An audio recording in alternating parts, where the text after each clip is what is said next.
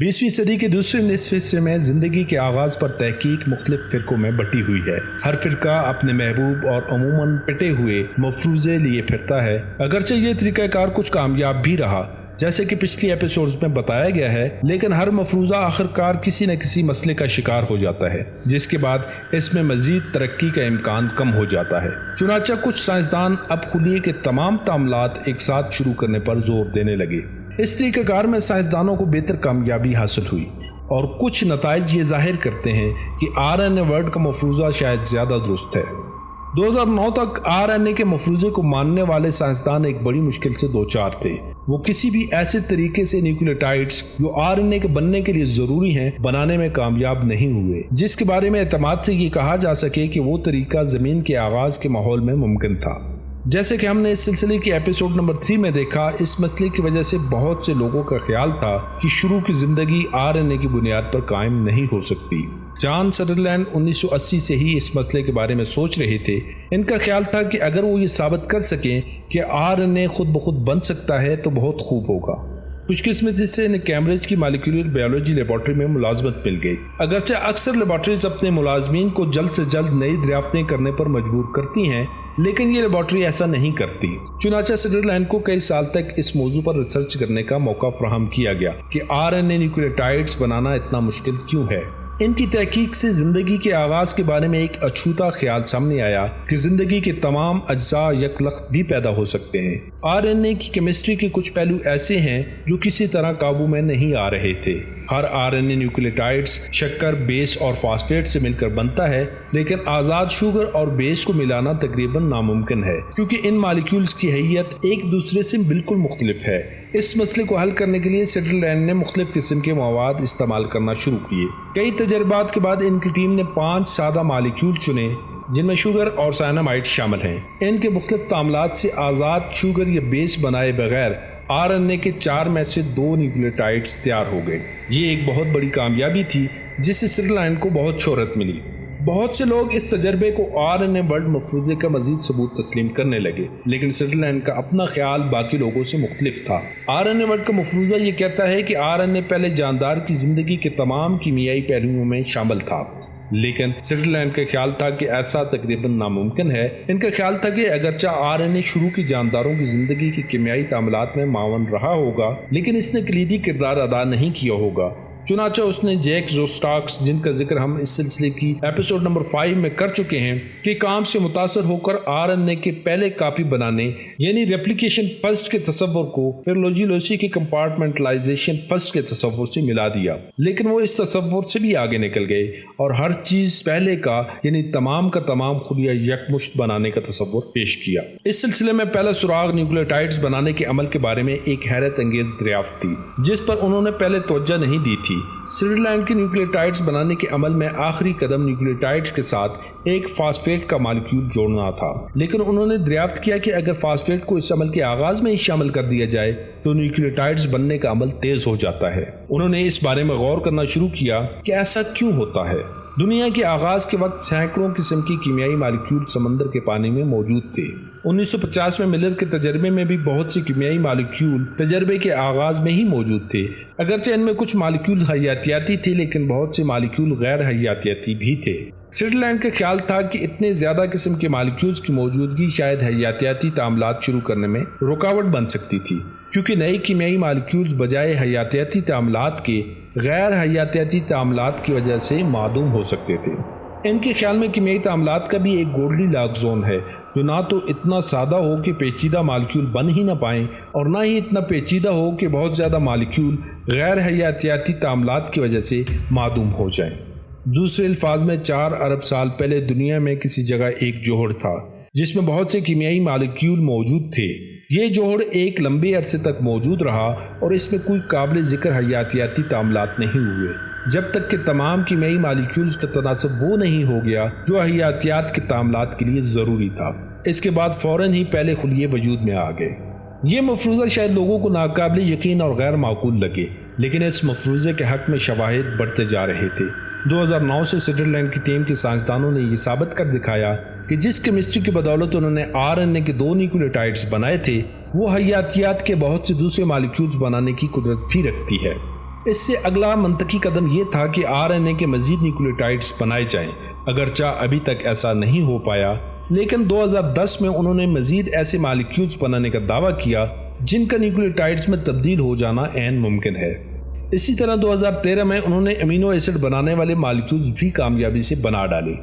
سائنائڈ سے متعلق کیمیائی مرکبات اس زمن میں خاصی امید افزا تھے، اس لیے انہوں نے ان پر کام جاری رکھا اور 2015 میں یہ ثابت کیا کہ یہی کیمیائی مرکبات یعنی لپڈز جو کہ خلیات کی دیوار بناتے ہیں کے بنانے کے بھی اہل ہیں۔ یہ تعاملات الٹرا وائلٹ روشنی، سلفر کی کیمیائی مرکبات اور کاپر کے مرکبات کی موجودگی میں ہوتے ہیں۔ ان کا دعویٰ تھا کہ زندگی کے تمام بنیادی مرکبات انہی بنیادی تعاملات سے پیدا ہو سکتے ہیں۔ اگر سوئٹزرلینڈ کا یہ دعویٰ درست ہے تو عین ممکن ہے کہ پچھلے 40 سالوں میں زندگی کے آغاز کے حوالے سے جو بھی کام ہوا وہ غلط تھا۔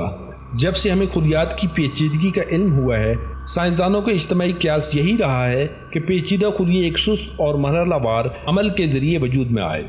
لیزلی اور گیل کے اس مفروضے کے بعد کہ RNA پہلے وجود میں آیا، تمام سائنسدان پہلے ایک مالیکیولز اور پھر اس سے بقیہ مالیکیولز بنانے کی کوشش میں لگے رہے، لیکن سوئٹزرلینڈ کے خیال میں یہ بہتر ہے کہ تمام مالیکیول یکمشت بنائے جائیں۔ ان کا کہنا ہے کہ یہ مفروضہ درست نہیں کہ تمام مالیکیولز یکمشت بنانا زیادہ مشکل ہے۔ زندگی کے تمام مالیکیول یکمشت بنانا یقیناً ممکن ہے۔ زوسٹک تو یہاں تک کہتے ہیں کہ حیاتیاتی مالیکیولز بنانے میں اب تک ناکامی کی بنیادی وجہ یہی ہے کہ سائنسدان اپنے تجربات کو انتہائی صاف ستھرا بنانا چاہتے تھے، جبکہ زندگی کا آغاز صاف ستھرے ماحول میں نہیں ہوا۔ سائنسدانوں نے اپنے تجربات کا آغاز صرف ان کیمیائی مرکبات سے کیا جو ان کی نظر میں حیاتیات کے مالیکیول بنانے کے لیے ضروری تھے، لیکن انہوں نے بہت سے دوسرے مرکبات کو نظر انداز کر دیا جو زمین کے آغاز کے وقت موجود تھے۔ سوئٹزرلینڈ کے تجربات سے یہ واضح ہوا کہ ان تجربات میں مزید مرکبات کا اضافہ پیچیدہ مالیکیول بنانے کے عمل میں بالواسطہ طور پر معاون ثابت ہو سکتا ہے۔ زوسٹک نے RNA کے انزائم اپنے ابتدائی خلیات میں داخل کرنے کی کوشش میں خود بھی یہی مشاہدہ کیا تھا۔ ان کی انزائمز کو میگنیشیم کی ضرورت تھی، لیکن میگنیشیم خلیات کی دیواروں کو نقصان پہنچاتا تھا۔ اس مسئلے کا حل غیر متوقع اور حیرت انگیز تھا۔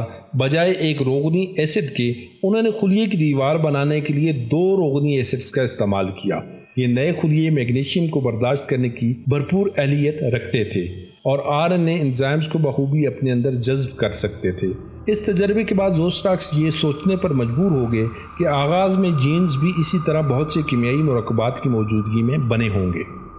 موجودہ جاندار اپنے جینز کو DNA میں محفوظ رکھتے ہیں، لیکن DNA بہت پیچیدہ مالیکیول ہے اور زندگی کے آغاز کے وقت غالباً موجود نہیں تھا، مگر DNA اور RNA بنانے والی نیوکلیوٹائڈز یقیناً زندگی کے آغاز کے وقت موجود تھے۔ 2012 میں زوسٹاک نے اس بات کا عملی مظاہرہ کر دکھایا کہ اس قسم کا محلول ایسے مالیکیول بنا سکتا ہے جو بہت حد تک RNA کی طرح تعاملات کرتا ہے اور اس کی لڑیاں تہ در تہ فولڈ بھی ہو سکتی ہیں۔ اس سے یہ بھی واضح ہوتا ہے کہ یہ امر ضروری نہیں کہ شروع کے جاندار صرف DNA یا RNA کی بنا پر ہی بن سکتے ہیں۔ ایسا یقیناً ممکن ہے کہ زندگی کا آغاز ایسے مالیکیول سے ہوا ہو جو RNA سے ملتے جلتے تھے لیکن RNA نہیں تھے۔ RNA سے ملتے جلتے بہت سے مالیکیولز لیبارٹریز میں بنائے جا چکے ہیں۔ ہم نے اس سیریز کی ایپیسوڈ 3 میں TNA اور PNA کا تفصیلی ذکر کیا ہے۔ اگرچہ ہمیں یہ علم نہیں ہے کہ یہ مالیکیول زمین کے آغاز کے وقت موجود تھے یا نہیں، لیکن اگر یہ موجود تھے تو اس بات کا غالب امکان موجود ہے کہ اس وقت زندگی RNA کے ساتھ ساتھ ان مالیکیولز کو بھی استعمال کرتی رہی تھی۔ یہ RNA ورلڈ نہیں بلکہ بے ہنگم تعاملات کی دنیا تھی۔ ان تجربات سے یہ نتیجہ نکالا جا سکتا ہے کہ پہلے خلیے بننے کا عمل شاید اتنا مشکل نہیں تھا جتنا ہم سمجھ رہے تھے۔ اگرچہ آج کے خلیے اتنے پیچیدہ ہیں، لیکن اگر بنیادی مرکبات سے سادہ خلیے بنائے جائیں تو بھی کام چلے گا۔ بادی نظر میں ایسے سادہ خلیے زمین کے آغاز کے ماحول میں زندہ نہیں رہ پائیں گے، لیکن یہ بھی درست ہے کہ ایسے خلیات کو کوئی درندہ کھانے کے لیے موجود نہیں تھا۔ غذا کے حصول کے لیے انہیں کسی سے مقابلہ نہیں کرنا تھا، چنانچہ اس لحاظ سے ان کے لیے زندہ رہنا قدرے آسان تھا۔ البتہ ان خلیات کے لیے ایک بہت بڑا مسئلہ توانائی کا حصول یعنی میٹابولزم تھا۔ اس مسئلے کا حل نہ تو سوئٹزرلینڈ کے پاس تھا اور نہ ہی زوسٹک کے پاس۔ سوئٹزرلینڈ اس مسئلے پر مائک رسل سے متفق ہیں، جن کے میٹابولزم فرسٹ کے مفروضات پر اس سلسلے کی ایپیسوڈ نمبر 4 میں تفصیلی بحث ہو چکی ہے۔ میٹابولزم کا آغاز ظاہر ہے کسی نہ کسی طرح ہوا ہوگا، لیکن سوال یہ ہے کہ کیمیائی توانائی کے حصول کا نظام کس طرح شروع ہوا۔ اگر مارٹن اور رسل اپنے اس دعوے کی زندگی کا آغاز گہرے سمندر کے ان سوراخوں کے پاس ہوا ہے جن سے گرم پانی خارج ہو رہا تھا کے بارے میں غلط بھی ہوں، تو ان کے بہت سے تصورات یقیناً درست ہیں۔ ان میں سے ایک تصور زندگی کے آغاز میں دھاتوں کی کردار سے متعلق ہے۔ فطرت میں بہت سی انزائمز کے مالیکیول میں کہیں نہ کہیں دھات کے ایٹمز ضرور ہوتے ہیں اور انزائمز کا یہی حصہ فعال پایا جاتا ہے۔ باقی مالیکیولز محض اس حصے کو سہارا دینے کے لیے ڈھانچے کا کام کرتا ہے۔ شروع کی زندگی میں ایسے پیچیدہ انزائمز کا بننا ناممکن تھا، لہذا اس بات کا امکان زیادہ ہے کہ زندگی کے آغاز میں صرف دھات کے ایٹم ہی کیٹلسٹ کے طور پر کام کر رہے تھے۔ گنڈر نے جب یہ دعویٰ کیا کہ زندگی کا آغاز دھات کی چکماک نما چٹانوں پر ہوا تو اس کے ذہن میں بھی یہی خیال کار فرما تھا۔ رسل نے بھی یہ نوٹ کیا کہ سمندر کی تہہ میں ابلتے ہوئے گرم چشموں کے نکاس کے سوراخوں میں دھات کے ایٹمز کی بہتات تھی جو کیٹلسٹ کے طور پر کام کر سکتے ہیں۔ اس کے علاوہ مارٹن کی لوکا کی تحقیق پر بھی چٹانوں پر مبنی انزائمز پائے گئے۔ ان سب معلومات کی روشنی میں یہ بات بہت دلچسپ ہے کہ سوئٹزرلینڈ کے کیمیائی تعاملات بھی پیتل کے ایٹمز پر انحصار کرتے ہیں اور زوسٹاکس کے بنیادی خلیات میں موجود RNA بھی میگنیشیم کے بغیر کام نہیں کرتے۔ یہ عین ممکن ہے کہ زندگی کے آغاز میں سمندری چشموں کے نکاس کے سوراخوں کا بہت زیادہ عمل دخل رہا ہو۔ زوسٹک کا کہنا ہے کہ اگر ہم جدید حیاتیات کے تعاملات کو دیکھیں تو ان میں لوہے اور سلفر کے ایٹمز نمایاں پائے جاتے ہیں۔ یہ اس بات کی علامت ہو سکتا ہے کہ زندگی کا آغاز سمندری چشموں کے آس پاس ہوا ہو، کیونکہ ایسے چشموں میں لوہے اور سلفر کی بہتات ہوتی ہے۔ یہ سب تو درست ہے، لیکن سمندری چشموں کا مفروضہ بھی درست معلوم نہیں ہوتا، کیونکہ زندگی کے گہرے سمندر میں آغاز تقریباً ناممکن ہے۔ ابھی تک ہم نے لیبارٹری میں جتنے بھی حیاتیاتی مالیکیولز بنائے ہیں ان میں الٹرا وائلٹ روشنی کا استعمال ناگزیر پایا گیا، اور یہ روشنی سورج کے علاوہ کسی اور منبع سے ممکن ہی نہیں۔ محض یہ ایک حقیقت زندگی کے گہرے سمندر میں آغاز کے مفروضے کو رد کرنے کے لیے کافی ہے۔ اس کے علاوہ سمندری چشموں کے پاس کا ماحول زمین کی فضا میں موجود کیمسٹری سے بھی استفادہ نہیں کر سکتا تھا، جبکہ ہم جانتے ہیں کہ فضا کا ماحول حیاتیات کے بہت سی بنیادی مالیکیولز بناتا ہے۔ لیکن ان تمام حقائق سے سمندری چشموں میں زندگی کے آغاز کا مفروضہ مکمل طور پر رد بھی نہیں ہوتا۔ اگر قدیم دور میں ایسے چشمے اتلے پانی میں موجود تھے تو وہاں دھوپ اور فضا کا قرب بھی میسر تھا اور سمندری چشموں کی کیمسٹری بھی دستیاب تھی۔ شاید زندگی کا آغاز گدلے سمندر میں ہوا ہو۔ آرمن نے ایک اور مفروضہ پیش کیا، زندگی زمین پر آتش فشانی تالابوں میں بھی پیدا ہو سکتی تھی۔ اس نے خلیات کی کیمسٹری کا تفصیلی جائزہ لیا اور خاص طور پر یہ نوٹ کیا کہ خلیے کون سی کیمیکلز کو اپنے اندر داخل ہونے دیتے ہیں اور کون سی کیمیکلز کو داخلے سے روکتے ہیں۔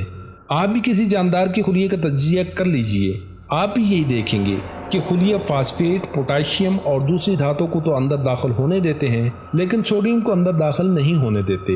جدید خلیے اس کام کے لیے مخصوص پمپ استعمال کرتے ہیں، لیکن آغاز کے خلیے غالباً بہت سادہ تھے، چنانچہ شروع کی خلیات میں یہ پمپ موجود نہیں ہوں گے۔ اس لیے انہیں ایسا ماحول چاہیے جس میں یہ تمام کیمیکلز فطری طور پر موجود ہوں لیکن سوڈیم موجود نہ ہو۔ ایسا سمندر میں تو ممکن نہیں۔ خلیات کی ایک کیمسٹری میں پوٹاشیم اور فاسفیٹ کی مقدار سمندر میں موجود مقدار سے کہیں زیادہ ہے اور سوڈیم کی مقدار کہیں کم۔ یہ بھی ممکن ہے کہ زندگی کا آغاز اس قسم کی آتش فشانی تالابوں میں ہوا ہو۔ البتہ آتش فشاں پہاڑوں کے قریب موجود جیو تھرمل تالابوں میں ان کیمیکلز کا تناسب بالکل وہی ہے جو خلیات میں ہے۔ زوسٹک کے خیال میں جیو تھرمل علاقوں کی اتلے تالاب زندگی کے آغاز کے لیے بہترین ماحول فراہم کر سکتے تھے۔ ان علاقوں میں یلو سٹون کے آتش فشانی علاقوں کی طرح پانی کے فوارے بھی موجود تھے جن میں سوئٹزرلینڈ کی تجویز کردہ کیمسٹری ممکن تھی۔ ان چشموں میں کیمیکلز کا تناسب درست ہے، پانی کی سطح میں مسلسل کمی بیشی ہوتی رہتی ہے اور وافر مقدار میں دھوپ اور الٹرا وائلٹ شعاعیں بھی میسر ہیں، چنانچہ یہ ماحول زوسٹک کی تجویز کردہ بنیادی خلیے بنانے کے لیے بہترین ہے۔ ایسے خلیے اس ماحول میں نسبتاً کم درجہ حرارت پر ہوں گے جو RNA کی کاپیاں بنانے اور دوسرے تعاملات کے لیے موزوں ہیں۔ کبھی کبھار آتش فشانی کے باعث ان جوڑوں کا درجہ حرارت بڑھ جاتا ہے جس سے RNA کی لڑیاں ٹوٹ سکتی ہیں اور ان میں میوٹیشن ہو سکتی ہے، یعنی ارتقاء کے عمل کا آغاز ہو سکتا ہے۔ اس کے علاوہ بہتی ندیاں ایسے خلیات کو بہا کر دور لے جا سکتی ہیں جس سے نہ صرف یہ خلیے دور دور تک پھیل کر مختلف ماحولیات میں پھلنے پھولنے لگیں گے بلکہ پرانے خلیات کے بہہ جانے سے نئے خلیے بننے کے لیے ماحول ہمیشہ سازگار رہے گا۔ اس سے ملتا جلتا مفروضہ سوئٹزرلینڈ نے بھی پیش کیا۔ اس کے مطابق شہابیوں کے گرنے سے جو گڑھے بن جاتے ہیں وہ بھی زندگی کے آغاز کے لیے مناسب ماحول فراہم کر سکتے ہیں۔ زمین کے بننے کے بعد پہلے 50 کروڑ سال تک اس پر بے تحاشا شہابیے گرے، اگرچہ بعد میں ان کے گرنے کی رفتار کم ہو گئی۔ مناسب جسامت کے ان گڑھوں میں زندگی کے لیے سازگار ماحول بن سکتا ہے۔ اس کی وجہ یہ ہے کہ شہابیوں میں دھاتوں کی بہتات ہوتی ہے، چنانچہ ان گڑھوں میں لوہے اور سلفر کے ایٹمز وافر مقدار میں میسر ہوں گے۔ شہابیوں کے ٹکرانے سے زبردست حرارت پیدا ہوتی ہے اور زمین کی سطح پگھل کر لاوے کی شکل اختیار کر لیتی ہے، جس سے جیو تھرمل تعاملات ہوتے ہیں اور گرم پانی کے چشمے ابلنے لگتے ہیں۔ سدرلینڈ کے خیال ہے کہ ان گڑھوں کی طرف بہتی ندیاں زمین سے کیمیائی مرکبات نکال کر پانی میں حل کر سکتی ہیں، جبکہ دھوپ اور الٹرا وائلٹ شعاعیں حیاتیاتی تعاملات کا آغاز کر سکتی ہیں۔ ہر ندی میں کیمیائی مرکبات کی مقدار میں کچھ فرق ہوگا، جس کی وجہ سے ہر ندی میں تعاملات بھی مختلف ہوں گے اور مختلف نئے مرکبات جنم لیں گے۔ یہ تمام مرکبات شہابیے کے کریٹر میں اکٹھے ہوتے جائیں گے، جہاں مختلف مرکبات کی مقدار بڑھتی جائے گی۔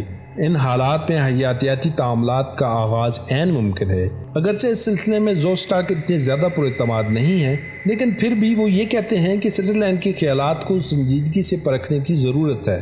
ان کے خیال میں شہابیوں سے تصادم زندگی کے آغاز کا ایک ممکنہ پہلو ہو سکتا ہے۔ اس کے علاوہ آتش فشانی جوہڑوں میں بھی زندگی کا آغاز ممکن ہے۔